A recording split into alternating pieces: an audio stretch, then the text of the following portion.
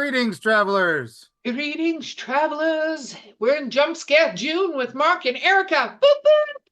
Oh man, it's been a month.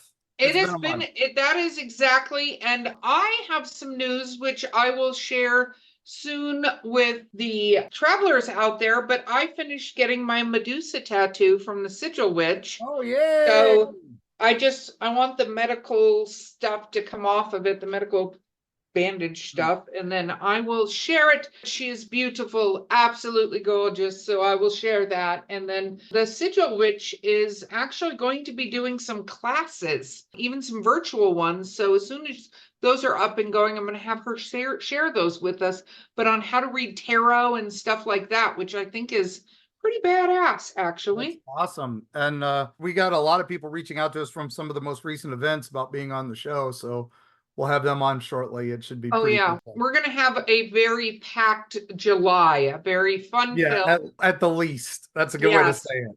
Also, news is our friend James Michael Roddy is launching his Haunter's Tale podcast. So we Yes, should which have some info on that to share here very, very shortly. Super exciting. I think we'll be bringing back up some Hellview Cemetery talk on that at some point. So. Yes, yes, yes, I agree. But today we have one of our travel regulars here in the house, which is the Yeah, amazing Valerie Willis is back. And not talking about sexually transmitted curses today, but That's instead talking about medieval beasties, which is like the origin stories, kind of like the superhero stories, the origin stories of cryptids, right? I think so, right? That's Yeah. what we're talking So about? let's yeah. Val, These let's are introduce yourself first for those that don't know you. yeah. Well, they should know who I am by now, but just in case Thanks. you don't, I am Valerie Willis. I am a fantasy author that loves to pack in lots of mythology, folklore, urban legends, and dark history into my work. And I've been blessed to be on panels and doing a lot of books and things in conjunction to Erika and Mark Muncy on occasion. And I've been on the show a couple of times and we've had ridiculousness with Rougarous and things. But yeah, medieval bestiaries are sort of like picture books of monsters to beware of for travelers during the Dark Ages, is the best way I can describe like the look and the feel and how many there are. A lot of people tend to be able to get a copy of an original in their libraries a lot of times because so many of these were created during those times. So are these books, let me just clarify for the cheap seats that I'm sitting in over here. So these were books that were created that described beasts that you could encounter that were dangerous during the medieval times. Yes, yes. And I'm going to kind of hold up a picture for Erika to kind of like they had Oh, like what is that? It looks like it's got a mermaid tail and little frog legs and this is one bestiary's pictures of what a triton and a siren were, and to beware when traveling near the coast or by boat, because these Yeah. creatures could sing you into to the side. But yes, so let's just clarify, what is a siren? You know, a lot of people put mermaids and sirens in the same category, but the idea of a siren is it would sing a song and lure sailors to their death, correct? Like yes, that's what they did. that's yep. So even a lot of your Greek mythology, Roman mythology creatures found their way into these books. A lot of religious tie-ins because the What church, is a Titan? a titan is the original gods or elemental gods that created the pantheon that we're most familiar with, right? We all know Zeus and Poseidon and Hades and all of those. They were created, they were the children of the Titans. And that included, in some cases, Aether or Air and Gaia, as well as Iapetos, Kronos. There's even a story about them taking down Aether by chopping him up because he kept eating the children. So you also hear Titans being described as Saturn eating his children. That's a Titan variation story as well. So these are different things that we've sort of know. They're older stories, so it's much harder to get a full, complete mythology or story. They didn't exactly weren't as long lived as their counterparts, which is the Pantheon gods. So these are not gods. These are other kind of creatures. Forces of nature almost. They're like Like higher powers, like higher Oh, power than a god. the fathers of the gods. Yeah, the Yes. fathers and mothers. Okay, so let me just, I'm cheap seating it again here for those, some of our travelers, I hope are like me going, what? So the mothers and fathers of the gods were called Titans, and these Titans ate children and did horrible things. And isn't this like Percy Jackson? One of the things was the chopped up Titan in the box, right? Yeah, yep, that is it. Everything That is old is new again. Yes. Yes. Okay. Well, I'm with you now. So continue on with this story. I've joined the land of the living. But where we still see a lot of Bestiaries, besides in the books that survive the travel times, is we also see them in the old Dark Ages and medieval churches more than anything. So everywhere you look, you see these little weird creatures and carvings in the wood and things like that. That's coming from a lot of these stories and bestiaries everywhere. You even see them in the maps, on the edge of the maps, all those monsters. A lot of those are also featured in the bestiaries quite often. So, What and did it's you do if you interesting. couldn't read, though? Like the majority of the population back in these times did not know how to read. So if you Exactly. didn't know how to read, how did you find out about these things that you should avoid, or was it only for people who could read? So usually it was merchants who were carrying these books and creating these books. So this was almost like merchants who travel from town to town. Like one of my favorites, and I featured this in my first book, Cedric, and I love the description of it.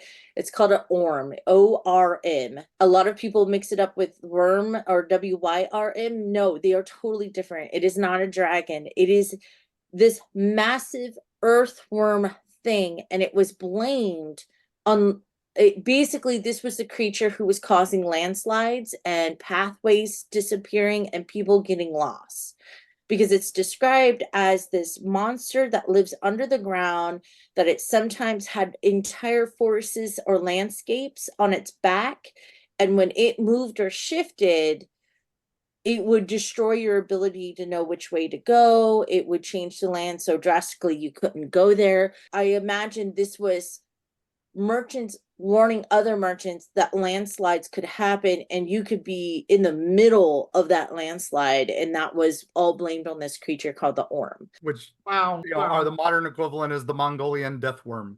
Yeah. Oh, one of Beau's favorite things, Mongolian death worms. So let's just go back to this creature. So it's this giant worm that changes the landscape. Do you think that was something they legitimately could have seen back then, or do we think they may have used that to explain landslides and stuff? I think they used it as a means to explain landslides and such, but they probably didn't believe that the land could move on its own that way and assumed there must be something more, right? That there must be a creature, and the closest creatures they know that would alter the land would be worms and snake-like creatures that bury holes and move things around. So imagine that's where a lot of that imagination, because you got to remember, these are merchants sitting around a campfire telling stories of land shifting on them, and there was a great rumbling and you could hear the creature roar, because they also made money off of their oral stories. So the sweeter and crazier sounding the tale, the more likely that people would pay them to tell that story again. I think there was a lot of that also happening during all of the creation of the bestiaries. And it's so interesting because you have a weird mix when you look at these bestiaries. You have stuff that is from mythology or older tales that are clearly recognizable, like the sirens that I showed you a moment ago. Like that's clearly, but the art styles are very telling of the medieval times. There was this big rebirth of Greek mythology being the height of culture. So in the medieval ages, they were trying to reclaim it, right? Because we'd had the Dark Ages, the burning of Alexandria and all that. And now these medieval guys were like, hey, we're brilliant. We're going to bring back these things and we're going to write but they're real. And that's where this comes from. Sorry, I didn't mean to interrupt. No, exactly. And then another chunk of monsters that I've discovered is them trying to describe what modern day monsters are, like the bishop fish. Like if you look up medieval pictures of the bishop fish, this is clearly either a type of anglerfish and from one version of the drawing, or this is the underbelly of like a skate or a stingray or of some kind, right? Where it has almost like these freaky human aspects in some regards, and then over embellishing on that, and they're like, oh, it's as ugly as that bishop from that town, over ways. And it's weird stuff like that that is portrayed in there that you're like, okay, this is a real animal. That's clearly a jaguar. That's clearly a boa constrictor, and recognizable animals that we can kind of piece together based on the travels of the person who put that book together. Right. This is all before Darwin or any of these other people have started really cataloging things, long before that, hundreds of years before that. And so that's why we're starting to get these things. That's what this was all about. One of my favorites, like a perfect example of this, was Hercocervus, I think is how it's pronounced. Hercocervus. Yes, he's a goat stag, and he was Greek. And Aristotle wrote about him, saying that he's like half horse, half goat, and he can't exist, but yet he does exist. Some people are like, oh, it's just him saying these things don't exist, because he also talks about the Sphinx in that same thing. Now, these are things that predate the Greeks.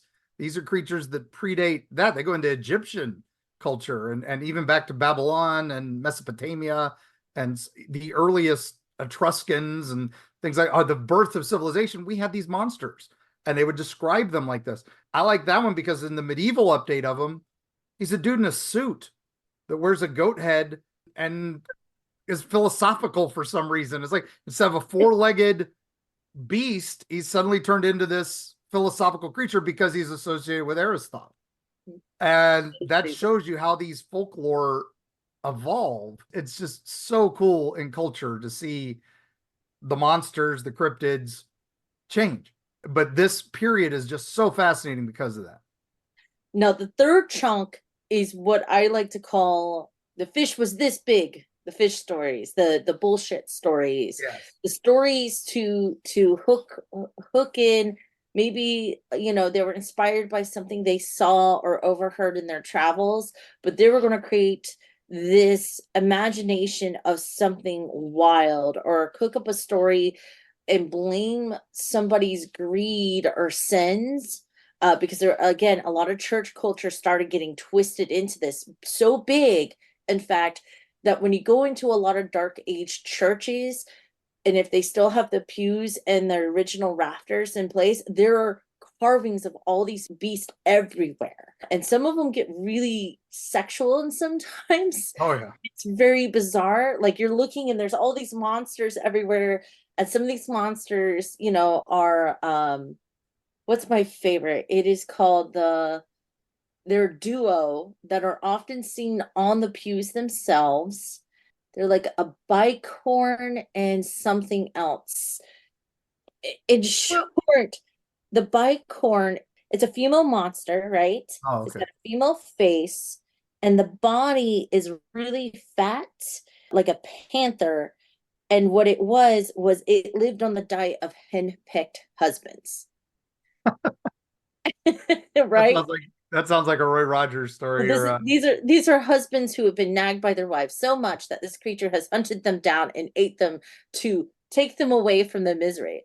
Whether or not that was like a way to explain away a husband just leaving and never coming back, I don't know. But then the crazy thing is the bicorn also had a I need to clarify this. There are husband-eating creatures that you can find? Yes.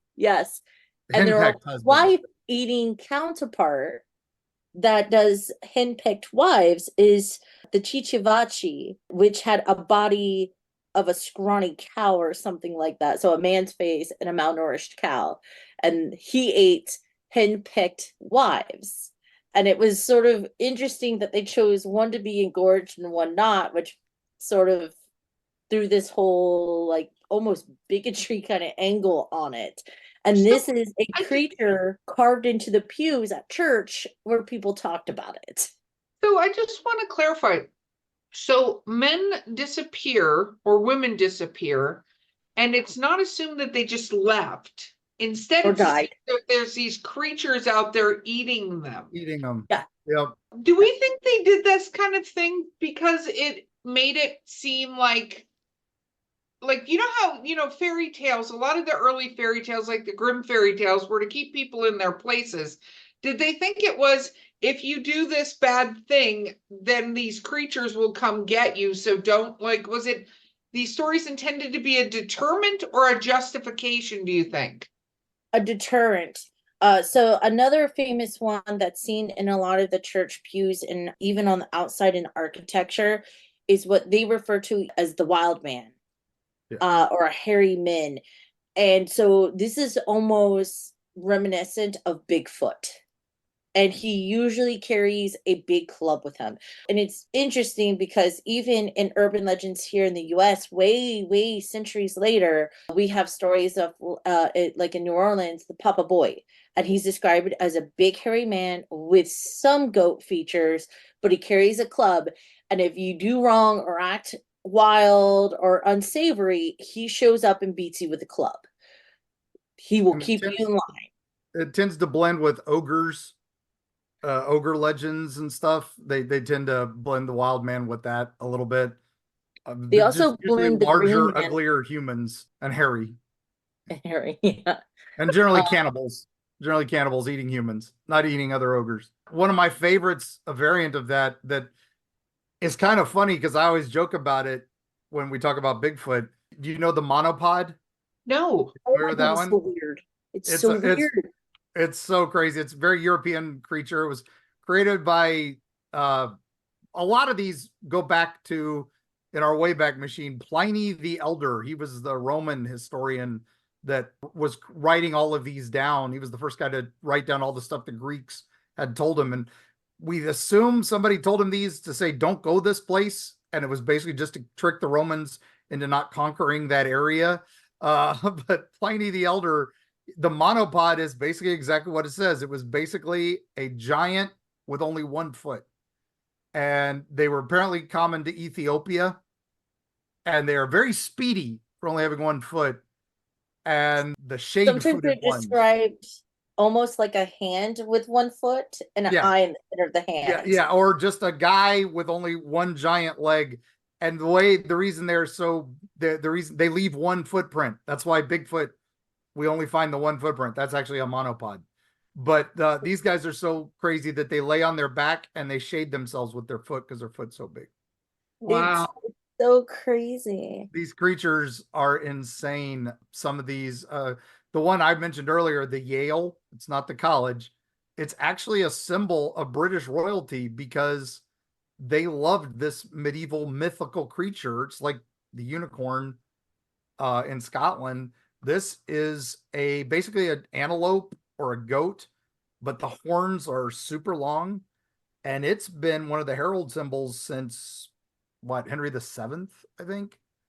But Yeah, God, even the couldn't Southern that has be a been. real creature? I it mean, could have been that we hunted to extinction. We don't know. That's the whole point of all these, is we don't know. Like, we talk about the basilisk, right? That's one of the one that can turn you to stone with its breath, its gaze. It's been how many times? It's in every pop culture young adult book that I can think of recently. They bring up the basilisk. It was a D&D monster, for Dungeons and Dragons, because they base it all on European folklore and stuff like that. But again, we now start to look at basilisks and go, wait a minute, we think these things might have just been a long living dinosaur, alligator, something like that, that we didn't, we killed them all, we made them extinct. And I don't know if they turned people to stone, but No, they probably scared you so much that you didn't move if they were massive in size. And it's interesting because a lot of the Norfolk based churches have a lot of unicorns, griffins, drakes, and dragons featured everywhere. And a lot of those were also incorporated again in the coat of arms to a lot of nobility and monarchs in the area. Now, occasionally in these churches, you would find naughty materials. There was a big obsession in half man, half beast creatures. It wasn't necessarily always the mermaid classic mix, that sometimes it would be like really bizarre stuff, like everything would be there, but instead of it's a naked woman standing there, but instead she would have a fish head or something bizarre wrong with her face or something like that. That even goes back Other to the times, Egyptians. there's one church someplace, and I can't remember where it's located in Europe, but there's one that if you look hard enough on one of the like tucked away rafters, there's a picture of a naked nun carved in there, mixed up with all these sinister creatures everywhere around her. So it's just really bizarre stuff when it comes to the Bestiaries and where you find them and how it keeps showing up. Do you think that goes with religion though? So we have, the old gods, obviously, the Greek gods, the Norse gods, like there's been some, different belief systems. And then the Druidic gods, the knocking on trees to wake up spirits in the trees to protect you. Like we have all that, but then you have tromping in the Christianity, right?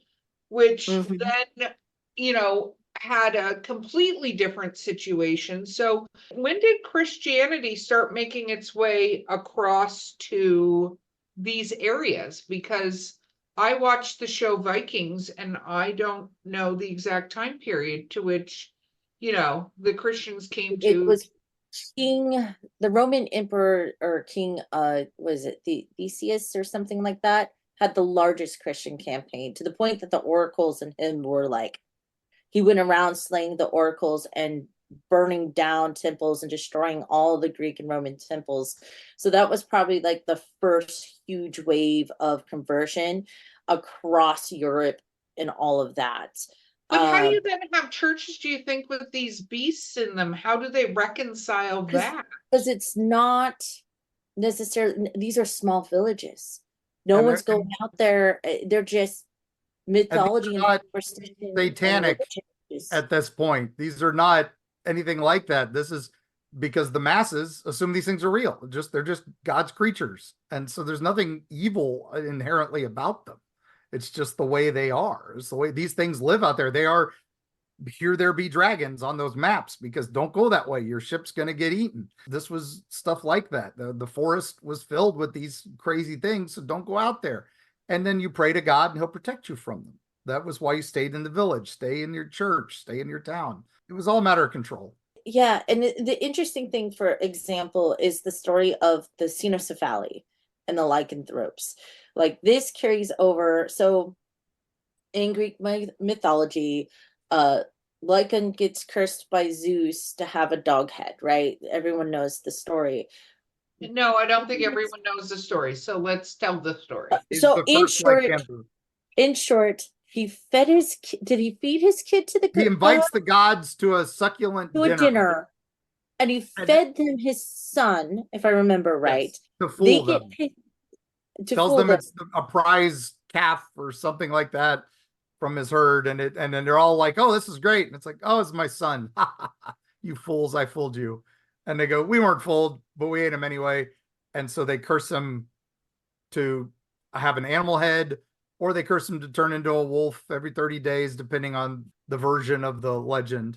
So King Lycan, Boreas Lycan, was actually historically written down as well, which is the bizarre thing, right? He's a real guy.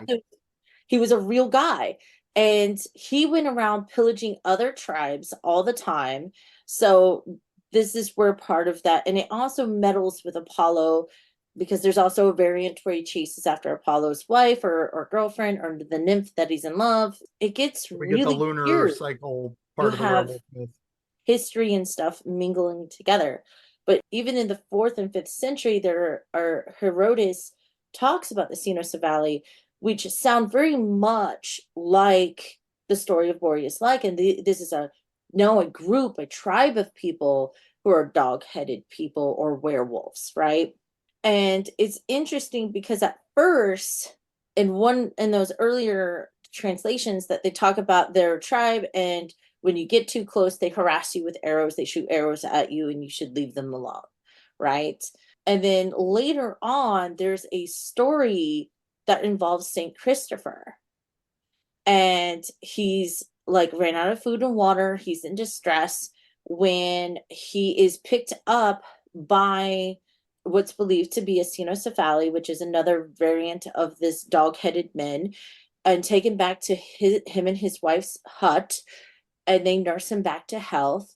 And there's another variant where he is stopped on the road, and it's a werewolf named Nor begging him to say the final rites for his werewolf wife. And it's very interesting to see these stories mingled not only in sort of like storybooks and bestiaries, but there are even like frescoes and paintings and even stained glass windows featuring these stories of werewolves and dog-headed men.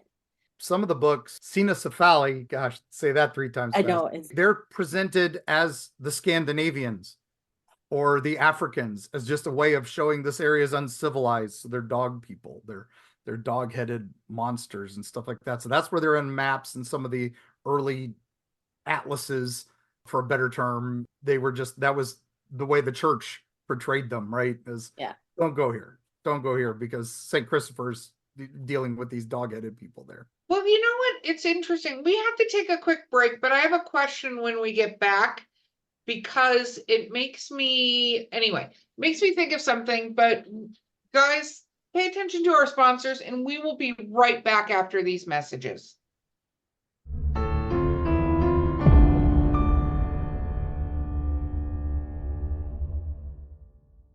Prepare to be devoured. The Wolves of Wharton is a 6-part complete book series by Eerie Travels producer Beau Lake. It has been called dark and visceral, steamy, dramatic, and a fresh take on the werewolf mythos. If you like action, adventure, a large serving of body horror, and some steamy relations, the Wolves of Wharton series is for you. Pick it up wherever books are sold, or at linktree.com/Beau__Lake.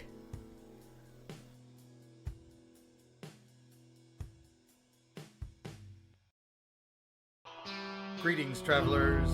Now available on Audible and other audiobook platforms, Eerie, Appalachia. Join us, won't you, as we discuss creatures like the Popelick Monster, the White Fangs, the Snallygaster, the Wampus Cat, the Lizard Man of Scapore Swamp, Bunnyman Bridge, and the Ohio Grassman. All these creatures and more await you if you dare listen to Eerie, Appalachia, presented by Mark Muncy, History Press, and Four Horsemen Publishing.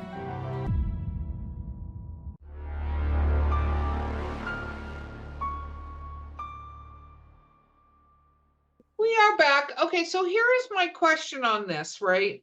Is there were a lot of warriors that would use the skin of beasts that they killed as headdresses and sometimes armor and stuff like that. And I kind of wonder if, you look at somebody that could have killed these cats and these, hyenas and some of these beasts, because the humans were a lot smaller in comparison to the beasts back then. We're a lot bigger now. Although I just saw a whole thing on this Irish mummy that they found that they think the guy was 6'6". So anyway, that's a separate story, but in a bog. That's where the giant stories come from, Erika. Yeah. Well, I'm just saying that I think there's this whole thing, though, that when you talk about, okay, you could run into these, wolf people, these savage people. I just go, did they have these adornments that had that look where you couldn't even get close enough to even be able to tell that there was a human underneath that? Because, that's a scare tactic of epic proportion, running around with a bunch of lion heads on your head. That's what they think the centaurs were, because it was people on horses from a distance, and they couldn't get close enough, so they'd shoot. And they're barebacking, so they're leaning forward more than usual. Yeah, they're shooting arrows at them. So obviously it's a horseman who. That's hysterical. Oh my gosh. There was one you wanted to talk about because it's real? What? Go for it, Mark. All right. So this was one that I think we've mentioned it in passing a few times, and I know people want to deep dive on this, but we're going to do just a little bit of one here. So we have to go back into the Wayback Machine. Are you good with accompanying us in the Wayback Machine, Val? Yes. All right, I know you've been waiting on this, so we're gonna get in the Hopefully machine. put some snacks in here because I've been on a panel with Mark to discuss this one. All right, so we're going back to 1764, and the Gévaudan, France, was being basically hunted. Terrorized. Over 100 men, women, and children dead because something is killing them, picking them off. And they presumed and said, oh, it's a wolf. The first attack was June 30th. I know that's an important day in it, 1764. And this young girl named Jeanne Belay, Yes. 14. She was tending a flock of sheep, and she not the first victim, but about 2 months prior, because some other woman was attacked and was killed by a creature like a wolf, yet not a wolf. And she escaped because her herd defended her, basically. But then, yeah, this girl fought back with a big stick. Yeah. And- Well, I know in some of the statues and the storybooks, she has a spear, and I can't remember if Oh, she yeah, it's a started bayonet. carrying It's a or bayonet. on something. a stick. Yeah, because she heard the stories and got scared, so she decided to upgrade her shepherd's hook, right? And it's great because the idea, it's that classic scene in a lot of movies, is the way it's portrayed, where she puts the stick in the rocks or in the ground and it's jumping at her and she stabs it and then it runs away because it's been injured too severely. That's sort of the portrayal of her encounter with this beast that is just devouring the people in this area. And there's so many attacks that people even think, all right, there's got to be two of them. There's multiples of these beasts, and they're doing all these crazy things. And so the populace is not just taking this, right? Everybody in movies, the famous Brother of the Wolf, everything, the peasants are just like, beware the beast, nothing you can do about it. But people are out offering bounties to hunters. Kill them, please, kill this thing. It's killing our families, it's killing our animals, it's killing our livestock. And one of the most famous was October 1764. The beast was actually seen at a chateau while the huntsmen were out. And so they shot the heck out of it, volleys of musket fire, but it falls over and it gets up and runs off. I'm like, what? It's bulletproof? It can't be killed. No, they're shooting because they're stormtroopers, and we know how well that works when stormtroopers shoot at anything. Well, they hit it, but it got back up. So No. And of course, my favorite story was there was a bunch of 10-year-old kids who got and his friends. I think the oldest one's like 12, which I remember 1700s. That's almost grown up. They I was gonna say that's an adult, Mark. yeah, but they led a counterattack when it tried to pick off one of their youngest members of their band. I picture Stranger Things kids here, right? And, this one's trying to pick off Will, and then they all fight back with sticks. And so they actually got rewarded by Louis XV, and they were actually given educations by the crown. and you have to understand, this is ranting and raving in newspaper, so it's well recorded. This is now all over. Eyewitness account, like I finally looked up like a original eyewitness account and looked at the description, and I think I know, because I'm a big animal fanatic. I swear I know what animal this is. What do you think it is? Because that's my question. So it's described as having elongated, like an unusual long jaw, a tail of a panther, not necessarily claws, but big paws, almost wool, and it's got stripes on its hind end, is how it's described in some of the eyewitness accounts. There is a cat that's like that, isn't there? Like an older cat that like had reddish fur and then white bands on the back. What is that called? Tasmanian tiger. Yeah, the thylacine. Or some people say it was a hyena. Some people think it was a lion that had There's escaped. also the striped hyena that comes close to that description as well. There's a lot of ideas. I just did some research on my brain there, and it was that it was Marie Jeanne Vallée was the one who attacked the beast, and she's the maid of Gévaudan. She's the one who Gévaudan, yeah. So And she's then, one- of course, the most famous person who hunted down, I think he lost his daughter to it. Daniel Francis- Boone. No, I'm just kidding. Francis Antoine, 1765, 71-year-old gunman. and his Yes. nephew. And he melted down his silver crucifix Yep. to hunt this beast, this werewolf. And this is where a lot of werewolf silver lore starts to come into influence, starts to come into play. Well, you know what's interesting about that whole story and the whole like idea of muskets and stuff like that is I think, when we talk about muskets and firepower, you have to look at the strength of certain things hides. Because it's not like bullets of today. I think people don't realize that it was basically muskets and stuff were like shooting a Metal really ball. big BB at somebody. Like, it was not, and we're squishy. No, these muskets back then, 1700s, these were meant to go through armor. These were meant to go through anything. So they were But do you powerful think it guns. could have been hitting the hide of this thing and bouncing off? No, that's why one of the theories is it was a war dog that had been trained and actually had armor and had been loosed by one of the nobles. There's also a movie where it's an armored lion. Lion, or that's something like that. Brotherhood of the Wolf. Brotherhood of the Wolf, Yes. which is, if you want a crazy movie, definitely watch that. We'll put the link to that in the show notes because I don't know if it's streaming anywhere. We'll find out. But one of my favorite theories was that it was actually a hyenodon that had just Hyenodon. is basically a prehistoric hyena and had somehow lived like the Loch Ness monster, just still around 1,000 years after, 1,000,000 years after it's supposedly gone extinct.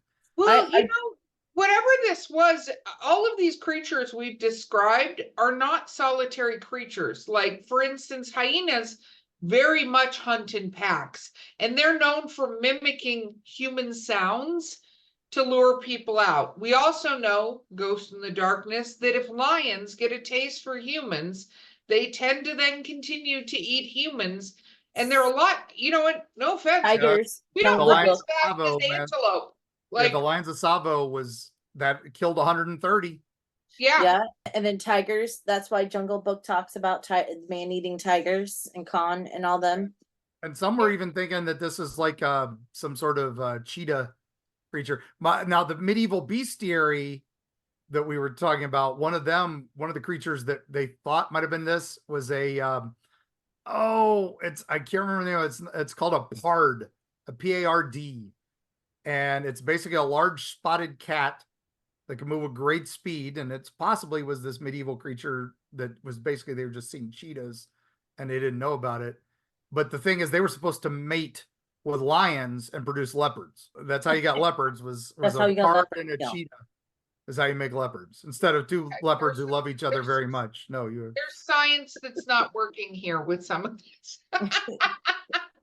We've forgotten the science part of this. well, and then some of these things in these books were real things, like the salamander, right? Yes. Salamanders are all over medieval bestiaries, but they're given fictitious traits, Yeah. right? That they can breathe fire and that they can walk through fire and that Look, they can, as a salamander enthusiast, I can say there are some interesting things about salamanders that people don't realize. You should not be handling or touching most species of salamanders because the excrete of their stuff will cause a burning sensation. So it will have like almost like a touching chemicals burn, like a chemical burn.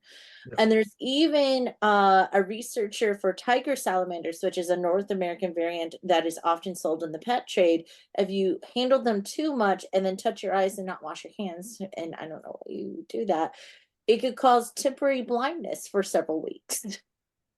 Well, here's the thing though about that is we got to think back to a time where the people didn't bathe as much, like bathing was not a thing. And so you look at touching things and stuff and getting things on your hands and you go, well, obviously if my hands are burning, it's breathing fire because you don't have the chemical thing. Like there's some people logic that goes into how they viewed things. Like we take for granted, I think, a lot of how we've scienced things out, how we figured them out, what things are, how to describe things. Because also when people are afraid, they're way of describing something is going to be based, fear-based response to a situation, which can be rather fantastic, i.e., because some of those salamanders are freaking huge. Like, Or the Japanese and Chinese giant river salamanders can be like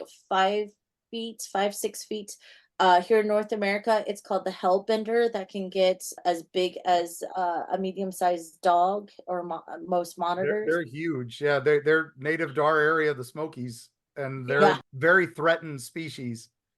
they And are, but I'm just saying, imagine you encounter one of these, you're 4 feet tall, maybe 5 feet a tall thing. You see this thing, somehow you touch near it, and the only way you can describe the sensation of what it's done to you is it's burning. it's burning you, i.e., fire, because that's the Uh, only thing that burns is fire. Another famous one is the Wells catfish that often ended up in the Bestiaries.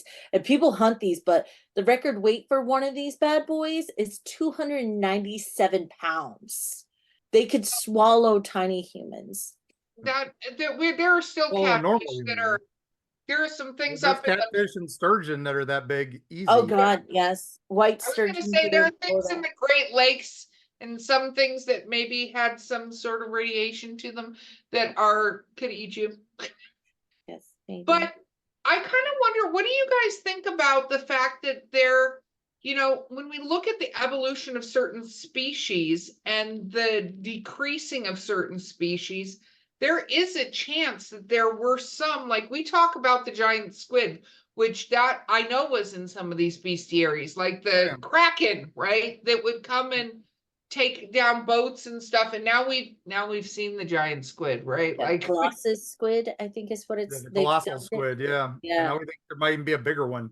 Yeah, yeah, that's the crazy part. So we've seen that now, but how many things, like to your point, do you think were potentially left over from more prehistoric periods that were still out and about? Because those things didn't usually die overnight. They, lost hunting area, lost things, like their numbers would dwindle, but that doesn't mean they were like in the blink of an eye gone unless a meteor hit the planet. But I think that's what happens. I think these things die out, these things come back, it's evolution. I think some of these things were real and were written down, but some of these things they didn't quite understand what they were seeing, so they wrote it down. Again, preternatural, we're back to that.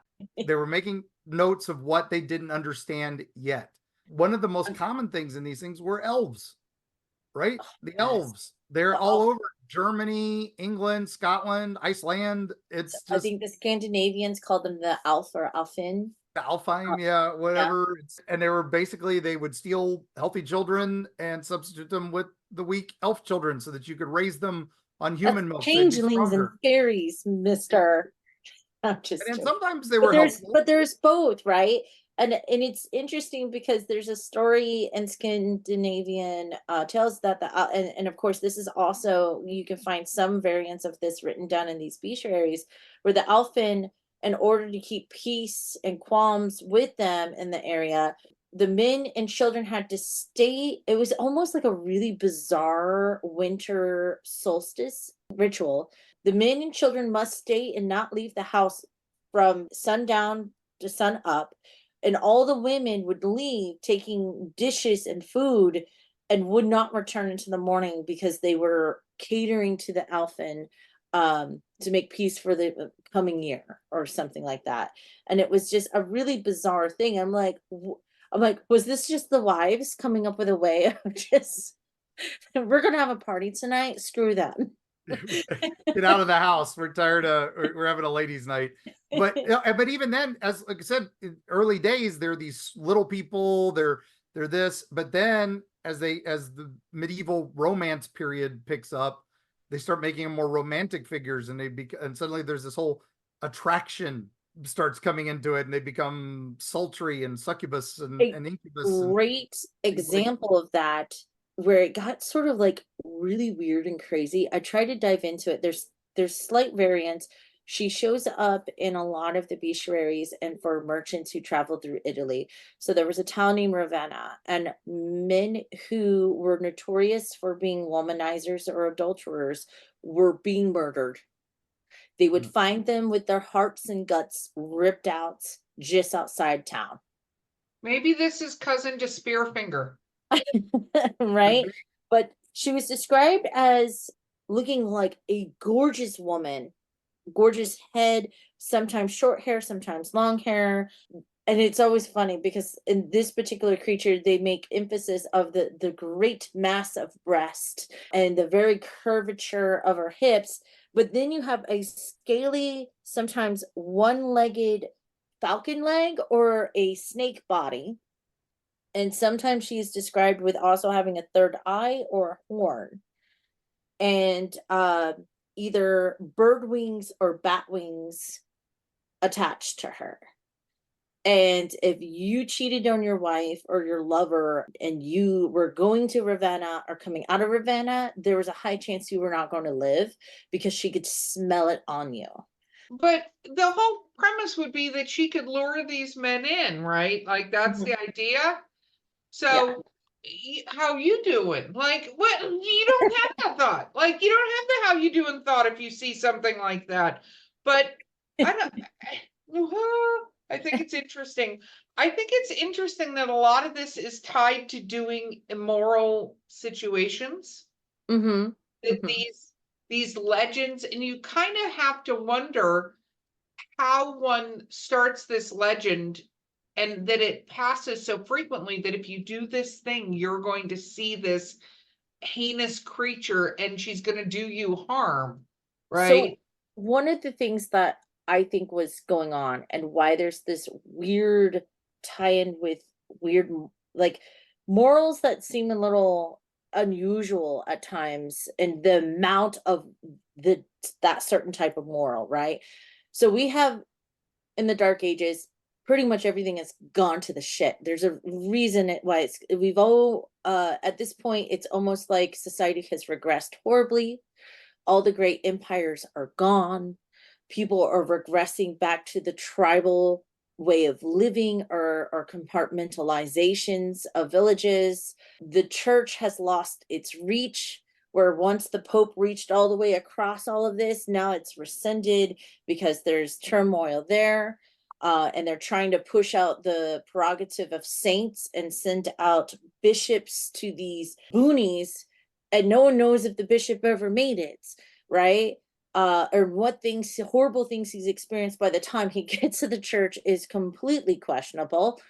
I think these bestiaries and the merchant society took it upon themselves to try to establish some sort of morals and laws through these scary monsters and stories they were telling and showing pictures of, right? And I think that's why they were like picture books because they already knew the people they were dealing with. Literacy had bottomed out and was an all new low. They had lost the greatest library the earth has ever seen. So they were trying to keep humanity from destroying itself, almost is what it feels like when you read some of these. It's like this is people trying to keep society in check in a very bizarre way, but it must have worked because we still have a lot of these stories. So like this adulterer monster of Ravenna, you still see urban legends that take on this format. One of my favorite Latino Caribbean based one is La Diablos. There's a whole movie on this, and she's famous for having one hoof leg and one normal leg, and she'll walk purposely with one leg in the grass so you can't hear the hoof, right? It's this whole voluptuous woman who's going to eat you because you've been womanizer and cheating, but it's this whole morality of it and a scary monster who you don't have to worry about that being in trouble with the church or your family or your village. It's not their problem. Your problem is going to be with this supernatural being that's going And to take you out. and the native lore uses that as the deer woman. The way you can spot her is she has hoofs. Otherwise, you can't tell she's the deer woman. What do Uh, you think? Kind of like the woman in white. So this is I'm gonna tie it into one of my favorites, Mark, my of favorites, course. which is the woman in white. But when you take some of these medieval creatures and you have this sort of pay it forward through these different cultures, and if you look at, obviously there can be some degree of storytelling spreading, but I find a lot of times, and especially if you look at how the world looked back then, right? It wasn't the same as it looks now. You go, how did these different cultures get these very similar stories when there wasn't newspaper, there wasn't, it didn't work like it works now to share these things. So the question ends up becoming, do you think this is something where there's an inherent preternatural thing that we don't know about that takes these varying forms based on the culture? Again, the woman in white, it's always a woman near water. They always attribute it to either a love lost or a child lost, that kind of thing, so do you think like this creature that goes after cheating men is similar? 100%. These are stories meant to make sense of nonsense. There's things that they, again, didn't understand. We got to make a tale about this and spread the word, and hopefully it does. Now you're saying like, oh, we don't have newspapers, internet, all that, but we did have the sailors, the travelers, the church, the missionaries, and all this going place to place. Word traveled. It just didn't travel as fast. But the best way to travel is with a story. And I think that's what these were. I think this is just how it got around. The Beast of Gévaudan, perfect example, is this spread like wildfire in the years, just after the printing press. But you think that was legitimately some sort of thing that was attacking and eating things, correct? Oh, yeah, there are documented cases. That was definitely a thing that killed a lot of people. And we have several things killed that were supposedly it and stuffed and put on display for the king to say, see, we killed it. I'm the best king. But then some attacks supposedly still occurred. But, we don't talk about those. Yeah, I'm just going to throw this out there. We did the job. We did the job. Don't worry about it. When I was in Iceland, and then I know we got to wrap up here shortly, but when I was in Iceland, I told you, I talked to a captain of a boat who saw little people. Like he had his own stories of having seen the little people, which is what, like the Fae, they're considered Fae elves that, not the tall, like, token elves. That's not what those elves originally look like. They were smaller Fae type creatures. But to this day, people still see those creatures over there, especially. And here, people see them in the mountains all over. People see them in the field. We get reports of little sightings all the time. It's the Moon-Eyed people, the Cherokee are not gone. Okay, well, this has been a really crazy journey. I know we're going to have some links to different things. I know Val's going to share some links to her favorite books, but Val, you are one of our favorite guests to have, but let's do a little shameless self-promotion, my friend. Absolutely. Find me at willisauthor.com, on TikTok, Instagram, Facebook, and even YouTube at Willis Author. That's WILLISAUTHOR. So you can always see me acting a fool online at your at your leisure.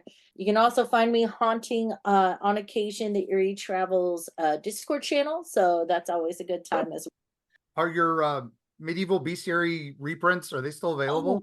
Yeah. So a book I recommend that I use for a resource is one called Giants, Monsters, and Dragons, an encyclopedia of folklore, legend, and myth by Carol Rose. It has more than just medieval bestiaries, but a lot of the ones that I like and a lot of images in here that meet that public domain aspect that I like. But I've also remade a couple books that may be of interest that span over a lot of what we discussed today and beyond. So Book of Werewolves by Sabine Baring-Gold is one that I've remade. You can also find these, by the way, on my TikTok shop or on my shop on Willis Author or at my publisher's website, fourhorsemenpublications.com. And I've also redone Thomas Bulfinch's complete collection. And of course, I've made these like coffee table worthy pieces with lots of wonderful artwork added into the mix. And as well as The Fairy Faith of the Celtic Countries by W.Y. Events or Yentz. which is him and his buddies went to the Celtic countries in 1910 and interviewed a crap load of people. So this 2/3 of that massive book is just them recording what people told them. And then the last third is an interesting insight and what the early 1900s science was and belief was on the Fae in general, including tips for exorcisms and all sorts of weird stuff. So it's a fun little jaunt through that culture that got really big towards the end of the 1800s, where we even get that rhyme, is she a witch, is she a fairy, or is she the wife of Michael McCleary? That whole creepy rhyme, that's a good time. Okay, creepy rhymes, everything. All the links will be in the show notes. You can find Val. And with that, Mark, take us away. All right. Thank you all once again for joining us on this fun journey in the Wayback Machine and a few other places. Please like, share, subscribe. Check out Valerie's stuff. Check out our sponsors' stuff. Check out all the stuff. And we have had a blast today. I am excited to dig back into some of these medieval and crazy beasts of yore. And so I will say to you, gather around the fire, keep your eyes about, keep your wits about as you go marching from town to town. Keep your eyes out for the beast. Watch out for the monopod. And as always, we'll see you on the other side.